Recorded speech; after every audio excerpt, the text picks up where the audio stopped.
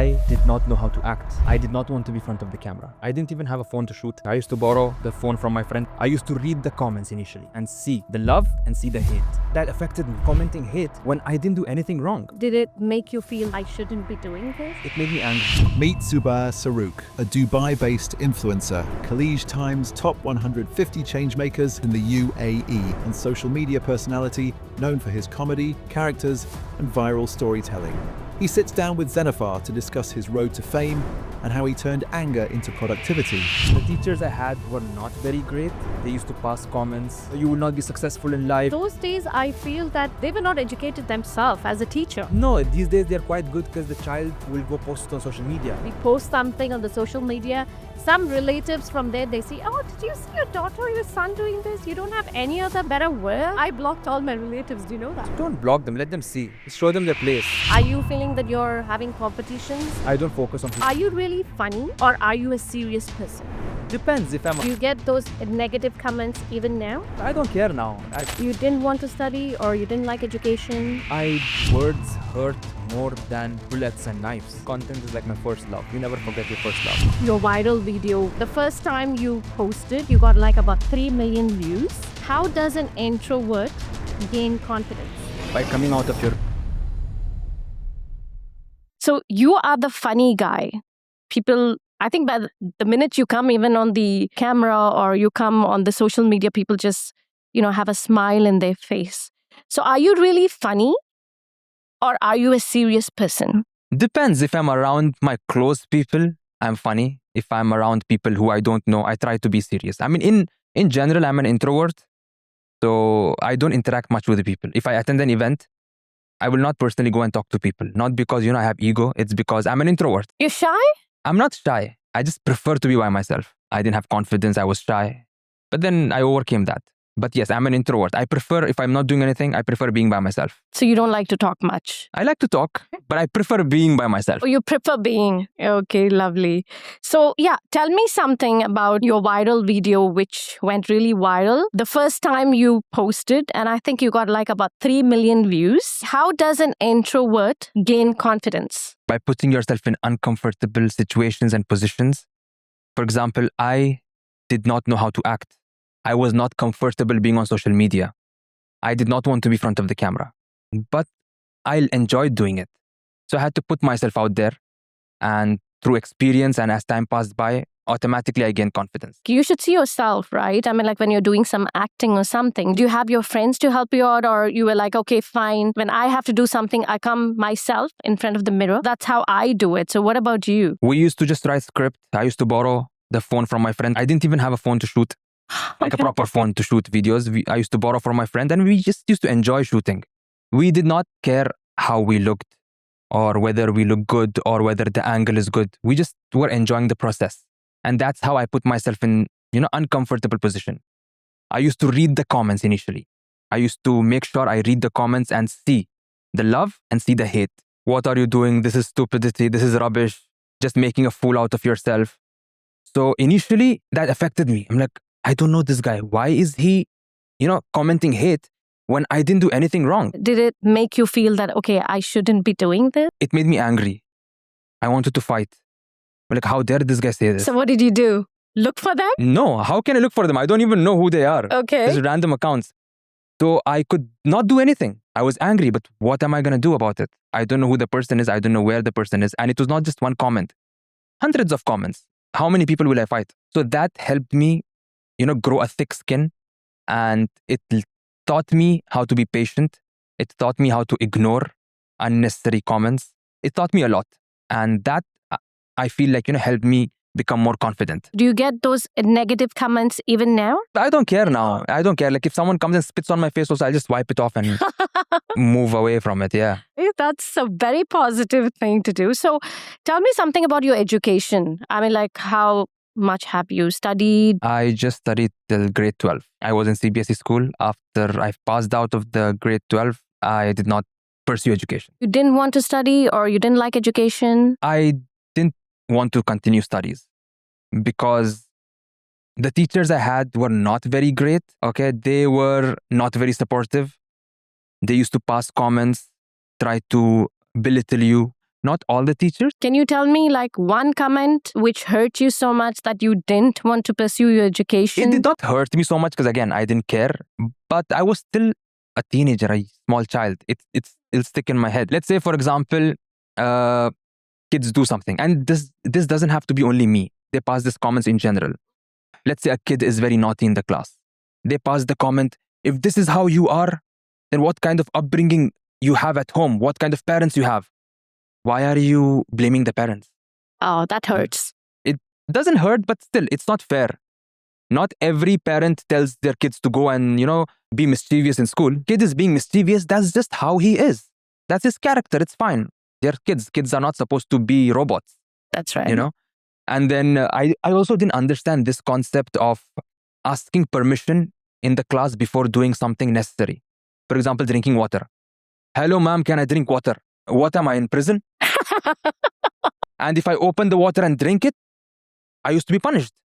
How you drank without asking for permission. And imagine you want to go to the washroom. Hello, ma'am, can I go to the washroom? No, after the class. Class ends after 40 minutes. You want me to hold my pee till then? Okay, I understand you feel like the class is being disturbed.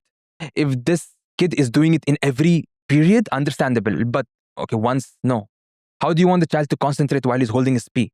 Yeah. So it feels like a prison system asking for permission. And they had, I don't know, power trip or something. If you do something without asking for permission, they used to get angry. They used to kick you out of the class. How you drank water without asking for permission? Get out of the class.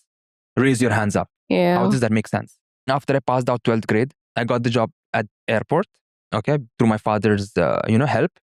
And I went to visit the school later on. I met the teachers and all that. I even met my principal. And the principal asked, what are you doing now? I said, I'm working at the airport. He did not say congratulations. He did not say all the best. His next statement was, how did you get the job at the airport? That's very bad. These are the kind of teachers I had in school. They used to say that you cannot do anything in life. You will not be successful in life and all that. The teachers these days are quite good because those days I feel that they were not educated themselves as a teacher. No, these days they are quite good because the child will go post it on social media. The child will We didn't have that those days. We had social media, but it was very new. So nowadays kids will not take it. Yeah. And they will go tell the parents or they will, complain to the government. But back then we did not know what to do. We were taught, okay, you have to obey your elders no matter what, even if that elder was wrong. Your dad is a cop, right? Yes, he was. He retired a couple of years back. Yeah, okay. So did he ever beat you? Oh, every day. My dad's an Arab. That is normal. That's part of the upbringing. And I'm so grateful he did. Alhamdulillah, because that made me who I am today. Yeah. That even helped me become, the kind of person who can ignore anything. Like, for example, if someone comes and tells me anything, I'm like, my father used to beat me, bro. What you're saying, it's not going to affect me. But these days, the minute the parents just try to say something, the children are like out there.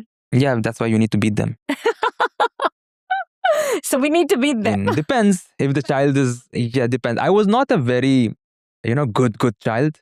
I had my own shortcomings. I was very mischievous. But alhamdulillah, I'm happy that, he brought me up the way he did. Okay, so how did your dad react when you said that you wanted to quit school and you wanted to do something else? It didn't matter to him because he wanted me to finish 12th grade. So he said, you want to study in the future, you study. If you don't want to study, don't study. That's up to you. But he wanted me to get a job. He did not want me to pursue creating content because back then nobody understood what content creation was. So he was not happy with you creating content? 100%. My family was also, my cousins and all were filling his ears. It's always there in everybody's family. There's somebody like we post something on the social media. Some relatives from there, they see, oh, did you see your daughter or your son doing this? You don't have any other better word? I remember one of my cousin, who I don't like anyway, called up my father or something and said, Zubair is bringing the family name down. What is he doing in the video? And all this. And my father did not see the video. So he did not know what the content of the video was. So he was not happy about it.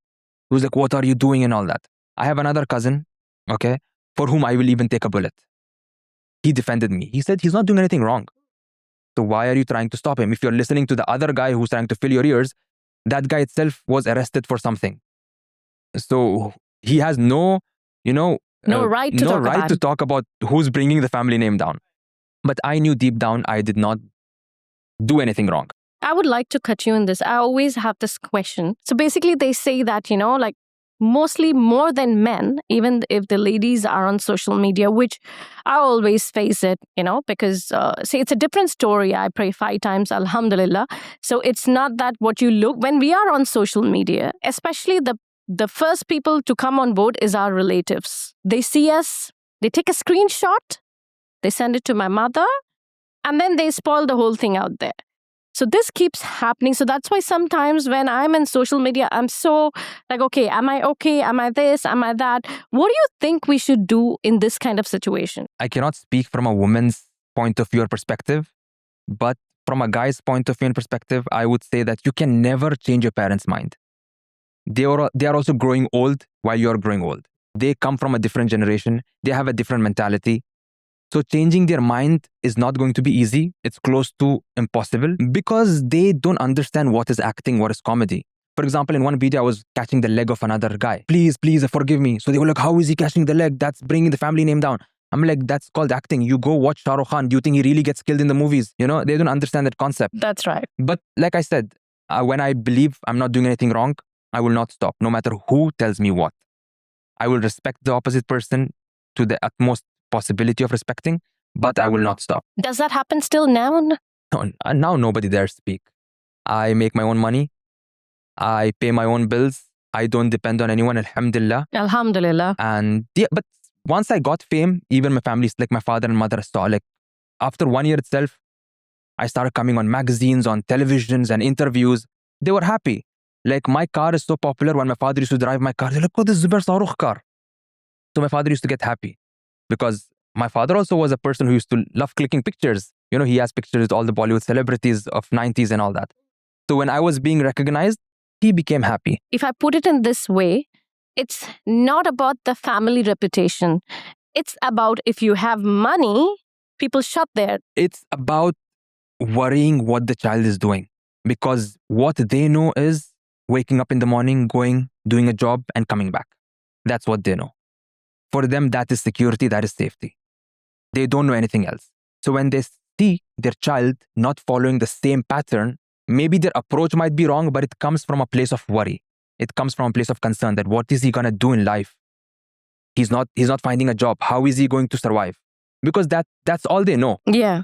So just to keep them happy, I started doing job as well. Because see, you have to balance. They are your parents, whether you like it or not, what they say, what they don't say, you have to show them respect no matter what. So to keep them happy, I said, khalas, what do you want? Me to do a job? I will do a job. But simultaneously, I'll make videos. Nobody stop me. We have no problem, they said. Okay, I worked as a visa typist for 6 months. After that, I shifted to airport. I worked in Sharjah airport for 7 years. And I used to create content while working in Sharjah airport. And then I quit during Corona.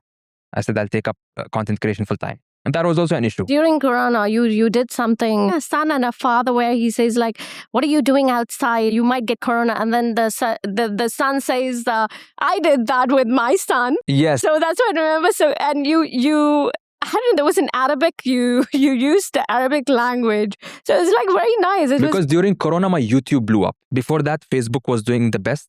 During Corona, my YouTube blew up more. So I was focusing on that and I was like, khalas, now I will quit my job. I will focus at content creation full time. And that was also an issue. How are you quitting your job? What are you going to do? How are you going to make money? And I was not making much money through content creation. Like for the first 7-8 years, probably I didn't make much money. I was like, tawakkal Allah. I will take this step. What's the worst that can happen? It will not work out. I will do a job again. I'm not ashamed to go and, do a job or do hard work. Some people are who come from like, okay, once they see content creation and if it doesn't work out, they are ashamed to go do a job. It depends. Different type of people, different mentality. But for them, like I said, I told them, see, I'm not ashamed to do a job. If nothing works out, worst case scenario, I'll find a job. But it worked out and I'm glad it did. Alhamdulillah. So what do you say for right now? I mean, the situation here is a bit funny, but yes, everything is getting back to normal. And did it affect any of your content creation? I remember you saying that you have some businesses as well. So, okay, that was a bit slow because, people were scared to spend money. But apart from that, my personal page, alhamdulillah, I did very good. Like I got probably more than 5 campaigns during the situation. So for me, it was alhamdulillah. And to be honest, I'm a person who doesn't worry at all. So for me, I was living life normally.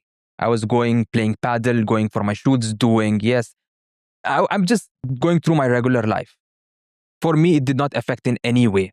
Alhamdulillah. So you said that everything, alhamdulillah, went very good for you even at this time of the hour. But what would you advise for the people? Like, it did slow down for few people.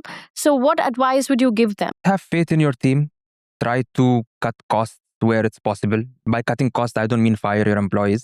However you can, you know your business model, more better. Try to have enough cash to survive in these times when, things are uncertain. So for people who want to start a business right now, what would you advise them? Like, what amount of cash can they start with right now? Keeping into, consideration that not spending much, like in a limited amount, so that they don't get into, complete problems. It totally depends on what business you're starting.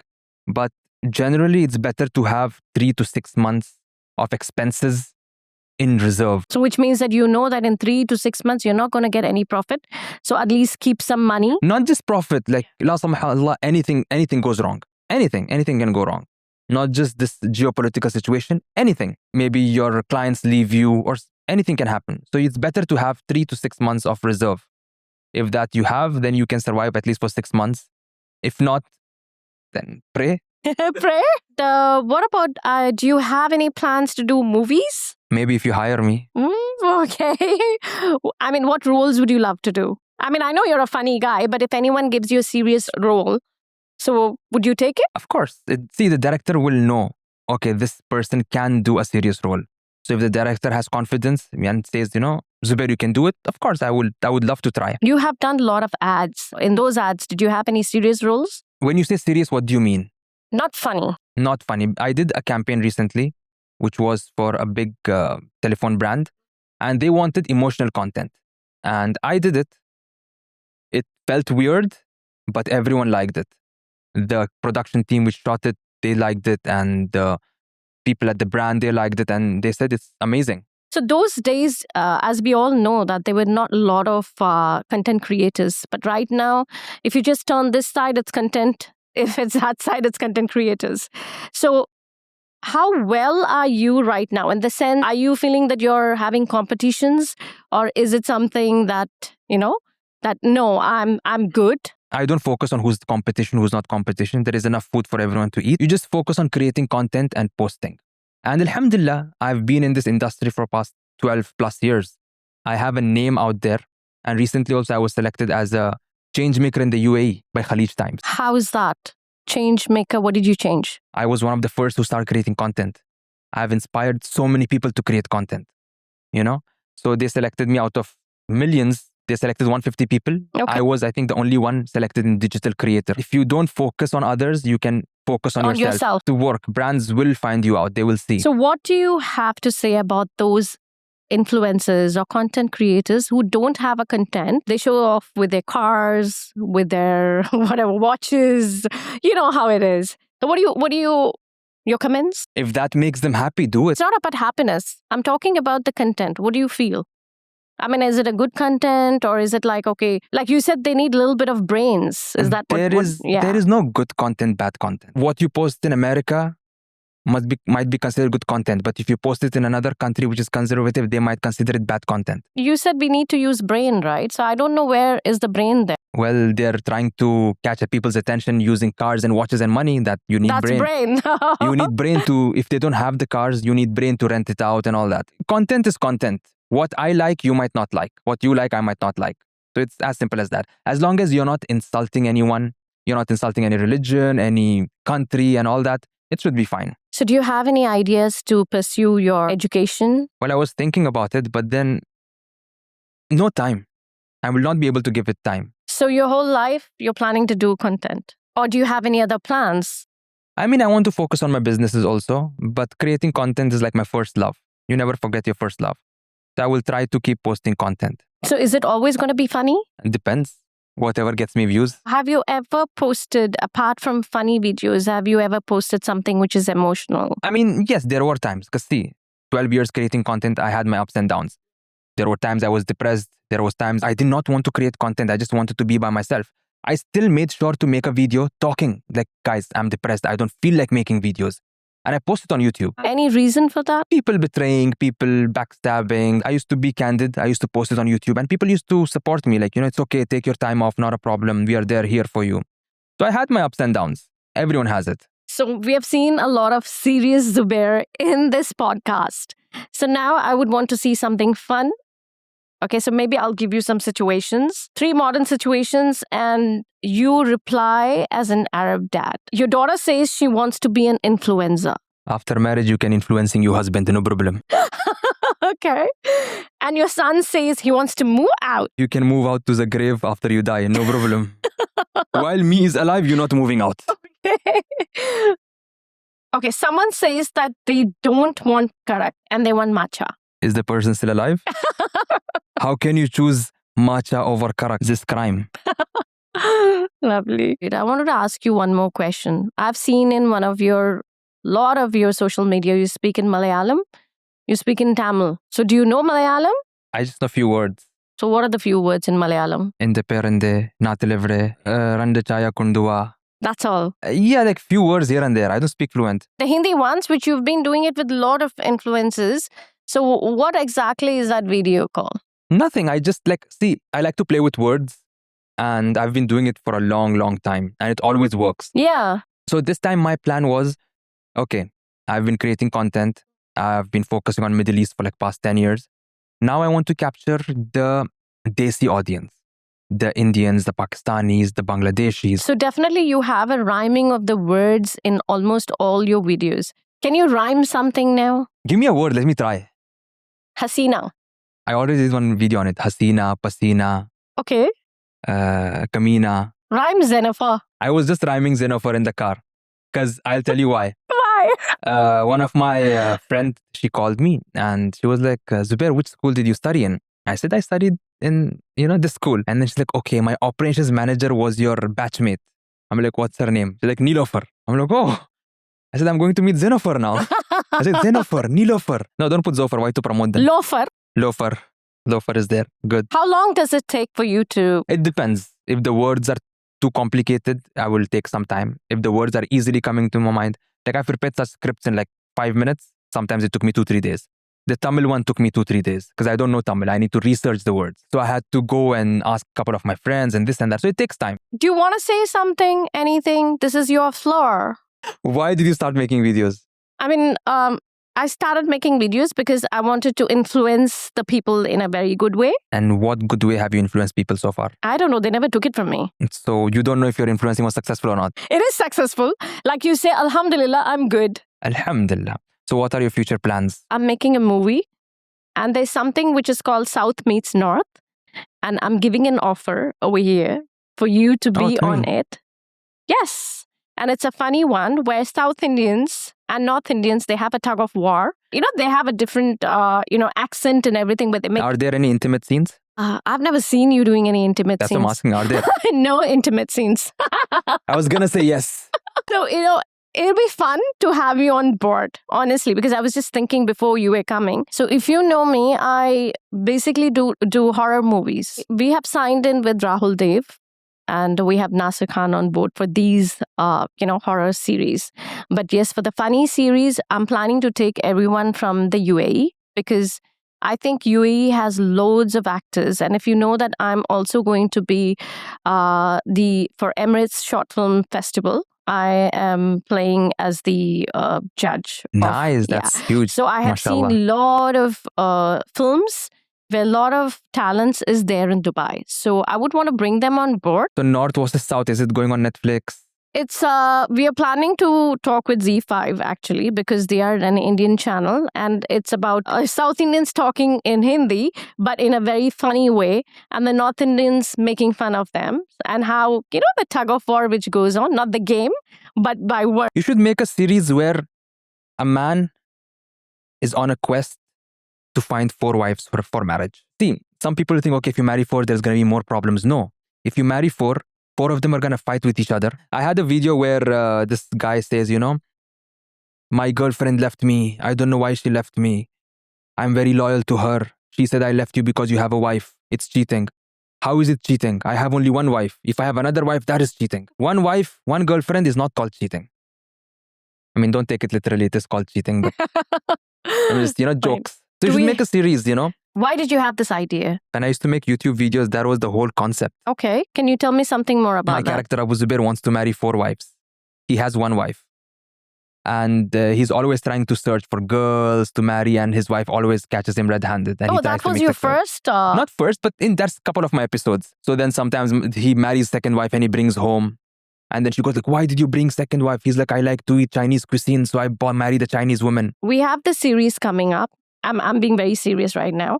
So we have the series coming up, South Meets North.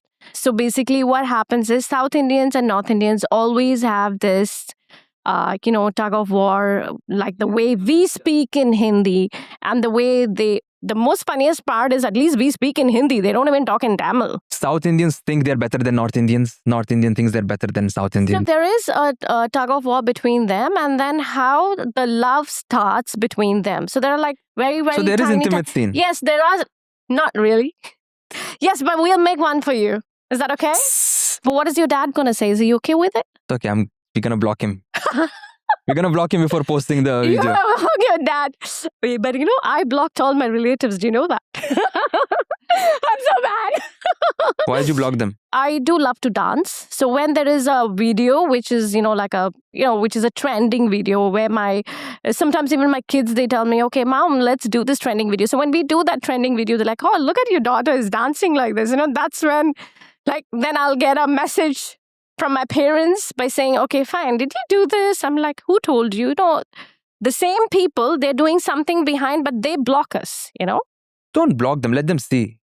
Just show them their place. Make sure they don't have my relatives now, they will not have to speak because I will strip them of their last respect if they try to speak. Because I know they have done worse things. Like I say, for example, when I'm talking about school, teachers used to say, this guy will not do anything in life. He doesn't study, blah, blah, blah. There was one student who was the best. He used to get 99 out of 100. And he used to cry for that 1 mark. But he was so focused on studies, he did not know how to handle emotions. He did not know the real world. When he left and went for college in India, he was arrested by the police for hitting a girl with a cricket bat. Oh, boy. Because she rejected his proposal or she broke up or something and he didn't know what to do. He entered the class and hit her with the cricket bat. So you see, he does not know how to handle emotions. Yeah. And that's when we saw the news, we messaged all our teachers. Oh, you said this guy's going to do a lot in life, yeah? At least we don't hit girls with bats, like how your favorite student hit. Yeah. And the teachers didn't bother replying because they don't know what to say. They were shocked themselves. I somehow feel that the school topic has been really close to your heart, where you keep telling the school has done this, the school hasn't invited you. So, somewhere you've been expecting. No, I'm not expecting. I don't expect anything from anyone. It's just school is a place where, people spend half their lives Right. of their, childhood.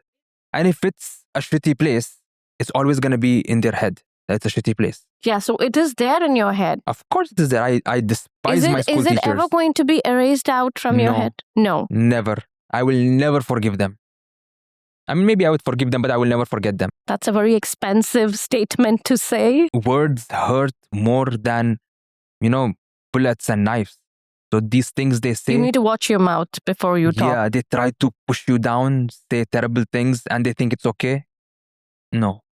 That's why I respect teachers, but the teachers who taught me, not all of them. What about, do you know those teachers, what they are doing right now? Probably doing the same thing. I have no idea. I mean, they will be quite old to do that same thing, right? Or they are retired. When you're old, you do worse things. Yeah, one of the teachers who I know, he was arrested for kissing a girl, a student. So you see? Yeah. These people are... Out of everyone, I only love few teachers. And the number one is my football coach. He passed away, but I loved him because I used to love playing football. So he trained me properly. So thank you, Zubair, for showing the funny side of you and the serious side of you. And it's been an honor to have you on my show. Thank you. Thank you so much for calling me and for giving me this opportunity to speak to you. Thank you for offering me a film. Inshallah. I hope you sign me for 1 million dirhams, inshallah. Wow. Inshallah. Inshallah. Inshallah. And yeah, I love I loved doing this show with you. Thank you so much. Thank you so much.